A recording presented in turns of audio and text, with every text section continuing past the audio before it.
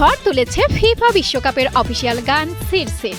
গত ৮ জুন ফিফার official YouTube চ্যানেলে গানটি প্রকাশের পর মাত্র ৩ দিনেই ৪ কোটি ভিউ পেয়ে বিশ্বজুড়ে আলোচনায় এসেছে গানটি।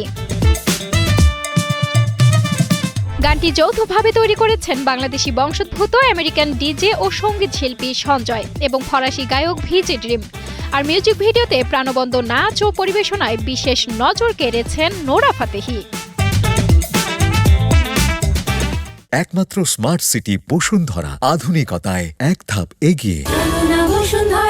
গানটির শুটিং হয়েছে মরক্কোয়, তবে সবচেয়ে বড় চ্যালেঞ্জ ছিল রাজধানীর রাবাতের একটি স্টেডিয়ামে দৃশ্য ধারণ। কোরিওগ্রাফার রাজেদ বলেন, মাত্র ১৫ মিনিট সময় পেয়েই পুরো স্টেডিয়ামের অংশে শুটিং সম্পন্ন করতে হয়েছে।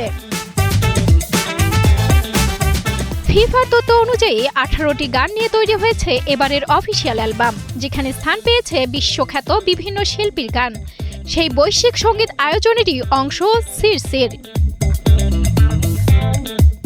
এদিকে সঙ্গীত প্রেমীদের হৃদয়ে ইতোমধ্যেই জায়গা করে নিয়েছে সিরসির। কোটি দর্শকের ভালোবাসায় গানটি এখন বৈশ্বিক সঙ্গীত ট্রেন্ডের অন্যতম আলোচিত নাম। সানজানা সাথী, কালের কণ্ঠ।